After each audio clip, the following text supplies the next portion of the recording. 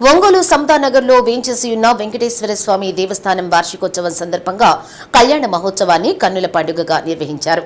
పరాంకుశం కేశవాచార్యులు కళ్యాణాన్ని జరిపించారు. ఈ సందర్భంగా సాయంత్రం స్వామివారిని సుందరంగా అలంకరించి శ్రీదేవి భూదేవి సమేతంగా నగరోత్సవం నిర్వహించారు.